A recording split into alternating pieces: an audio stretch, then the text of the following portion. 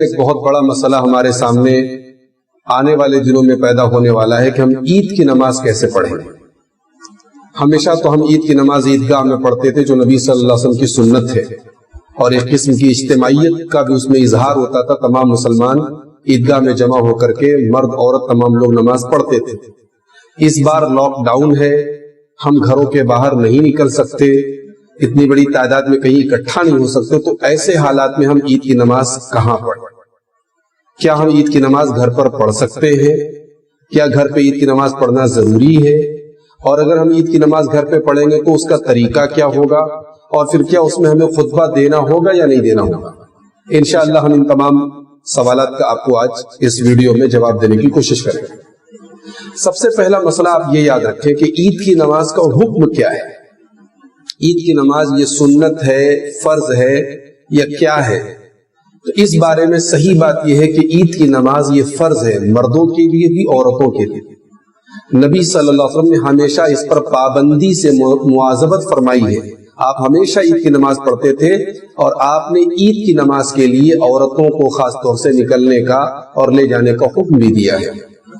حضرت ام عطیہ رضی اللہ تعالیٰ عنہ کہتی ہیں، صحیح بخاری اور صحیح مسلم کی روایت ہے کہ امرنا ان نخرج العواتق وذوات الخدور، نبی صلی اللہ علیہ وسلم نے حکم دیا، ہمیں حکم دیا گیا کہ ہم کنواری لڑکیوں کو اور پردے والیوں کو جو شادی شدہ بھی ہو گئی ہیں اور جو کنواری لڑکیاں ہیں، تمام عورتوں کو ہم عیدگاہ لے کر کے جائیں، عید کی نماز میں شریک کریں۔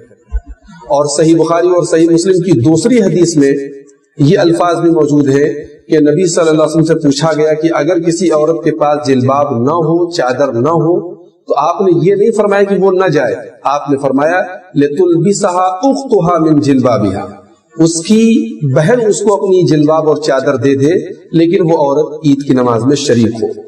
تو یہ جو الفاظ ہیں، اتنے سختی کے ساتھ آپ صلی اللہ علیہ وسلم نے جو حکم دیا ہے، یہ اس بات کی دلیل ہے کہ عید کی نماز یہ فرض ہے، مردوں کے لیے بھی عورتوں کے لیے۔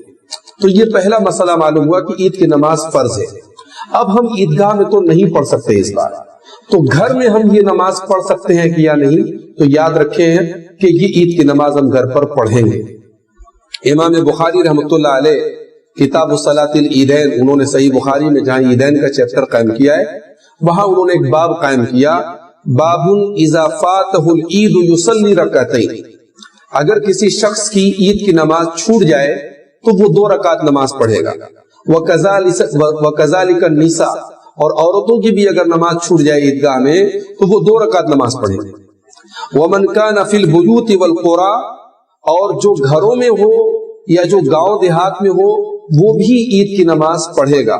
لقول النبی صلی اللہ علیہ وسلم هَذَا عِيدُنَا أَهْلَ الْإِسْلَامِ، اس لیے کہ آپ صلی اللہ علیہ وسلم نے فرمایا کہ یہ ہماری عید ہے، تمام اہل اسلام کی، تمام مسلمانوں کی۔ یعنی امام بخاری کہنا کیا چاہتے ہیں کہ اگر کوئی شخص عیدگاہ گیا اور اتفاق سے جماعت اس کی چھوٹ گئی، لیٹ پہنچا وہ، تو وہ شخص بھی عید کی نماز پڑھے گا۔ اسی طریقے سے کوئی بوڑھا ہے، معذور ہے، عیدگاہ نہیں جا سکا، گھر پر ہے، وہ بھی عید کی نماز پڑھے گا۔ کوئی شہر میں نہیں ہے، گاؤں دیہات میں، وہ بھی عید کی نماز پڑھے گا، کیونکہ عید کی نماز سارے لوگوں پر فرض ہے۔ اور امام بخاری نے استدلال کیا ایک حدیث کے ٹکڑے سے کہ اللہ کے نبی نے فرمایا کہ یہ ہم سب کی عید ہے، اہل اسلام کی عید ہے۔ اب ظاہر سی بات ہے کہ اہل اسلام میں چھوٹا بڑا مرد عورت سارے لوگ شامل ہیں۔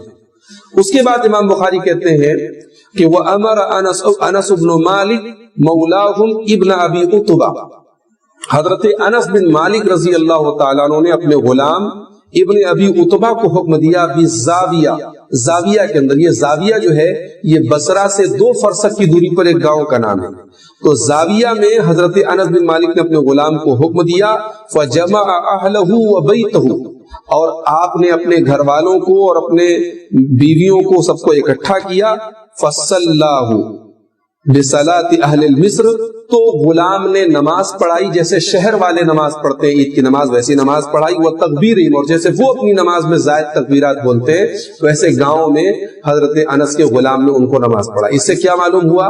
اس سے یہ معلوم ہوا امام بخاری اصل میں ان لوگوں کا رد کرنا چاہتے ہیں، اس موقف کا رد کرنا چاہتے ہیں جو عید کی نماز کے لیے شہر کی شرط لگاتے ہیں۔ امام بخاری کہنا چاہ رہے نہیں، گاؤں کے اندر بھی جو لوگ رہیں گے وہ بھی عید کی نماز پڑھیں گے۔ اس کے بعد امام بخاری اکرمہ حضرت اکرما رحمتullah علیہ کا ایک اثر نقل کرتے ہیں، کہتے اہل السوادی یجتمعون فی العید یصلون رکعتین، گاؤں والے بھی عید کے موقع پر اکٹھا ہوں گے اور 2 رکعت نماز پڑھیں گے، کما یصنع الامام، جیسے شہر کے اندر جو لوگوں کا امام ہوتا ہے وہ کرتا ہے۔ وقال عطا، اس کے بعد امام بخاری حضرت عطا کا قول نقل کرتے ہیں، اذا فاتہ العید صلی رکعتین، اگر کسی شخص کی 2 رکعت نماز چھوٹ جائے، اگر کسی شخص کی عید کی نماز چھوٹ جائے تو وہ 2 رکعت نماز پڑھے گا۔ یہ امام بخاری نے یہ اتنے اقوال جمع کیے ہیں، ان سب کا خلاصہ یہ ہے کہ عید کی نماز فرض ہے، اور گاؤں میں، دیہات میں، شہر میں ہر جگہ لوگ عید کی نماز پڑھیں گے۔ اگر کسی وجہ سے کسی کی عید کی نماز چھوٹ جائے تو وہ بھی گھر میں 2 رکعت نماز پڑھے گا۔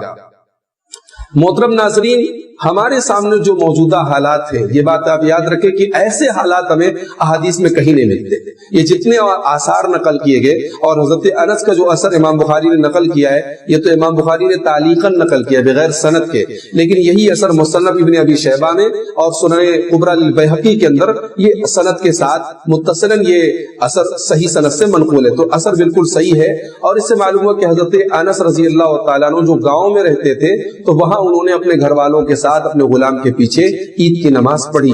تو موجودہ حالات میں جو ہمارے سامنے سچویشن ہے، ہماری عید کی نماز عیدگاہ میں چھوٹ نہیں رہی ہے، بلکہ عیدگاہ میں آلریڈی نماز ہو ہی نہیں رہی ہے، تو ایسے موقع پر بھی ہم اور آپ عید کی نماز اپنے اپنے گھروں میں 2 رکعت پڑھیں گے۔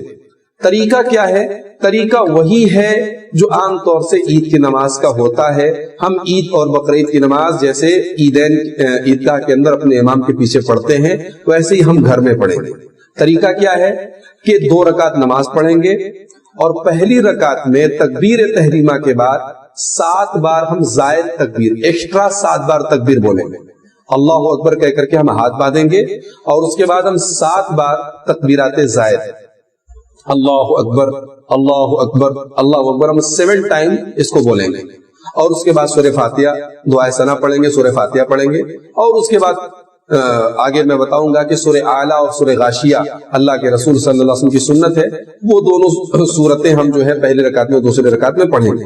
تو پہلی رکعت میں تکبیر تحریمہ کے بعد 7 ایکسٹرا تکبیر، اور دوسری رکعت میں جب اٹھیں گے تو دوسری رکعت کے شروع میں 5 جو ہے زائد تکبیر، اس طریقے سے ٹوٹل 12 زائد تکبیرات ہم عید کی نماز میں پڑھیں گے۔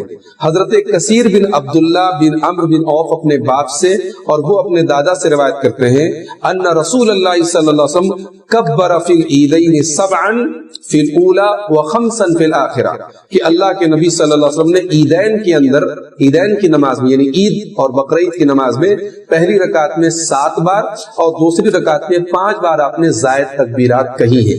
یہ ابن ماجہ کی حدیث نمبر 1057 1057 نمبر کی حدیث ہے، اور حدیث بالکل صحیح ہے۔ تو یہ عید کی نماز کا طریقہ ہے، یعنی عام نماز کی طرح ہی 2 رکعت پڑھیں گے، بس اس میں تھوڑا سا الگ یہ ہے کہ پہلی رکعت میں 7 مرتبہ زائد اللہ اکبر بولیں گے، اور دوسری رکعت میں 5 مرتبہ، یعنی ٹوٹل 12 مرتبہ ہم زائد تکبیرات بولیں گے، ایکسٹرا تکبیرات بولیں گے۔ قرات کیا کریں گے؟ پہلی رکعت میں سورہ اعلیٰ پڑھیں گے، دوسری رکعت میں سورہ غاشیہ پڑھیں گے۔ حضرت نعمان بن بشیر رضی اللہ تعالیٰ عنہ کہتے ہیں کہ اللہ کے رسول صلی اللہ علیہ وسلم عیدین میں اور جمعہ میں سبح اسم ربک الاعلیٰ اور هل اتاک حدیث الغاشیہ پڑھتے تھے۔ یہ ابن ماجہ، ترمذی اور ابو داؤد کی صحیح روایت ہے۔ اگر مان لیجیے بہت سارے گھروں میں لوگوں کو یہ صورتیں یاد نہیں ہوں، سورہ اعلیٰ اور سورہ غاشیہ اگر یاد نہیں، تو جو بھی صورتیں یاد ہوں، سورہ اخلاصی آپ کو یاد ہو، سورہ فلقی یاد ہو، سورہ ناسی یاد ہو، جو یاد ہو وہ پڑھنے آپ اپنی آسانی کے لیے۔ ایک مسئلہ اور یاد رکھیں کہ اس عید کی نماز کے بعد خطبہ ہم دیں گے یا نہیں دیں گے۔ تو دیکھیے ایک بات یہ یاد رکھیے کہ خطبہ جو ہے وہ عیدین میں شرط نہیں ہے، جیسے جمعہ کی نماز کے لیے خطبہ شرط ہے، لیکن عیدین کی نماز میں خطبہ سنت ہے، دیا جائے تو بہتر ہے، نہیں دیا گیا تو ایسا نہیں کہ عید کی نماز نہیں ہوگی۔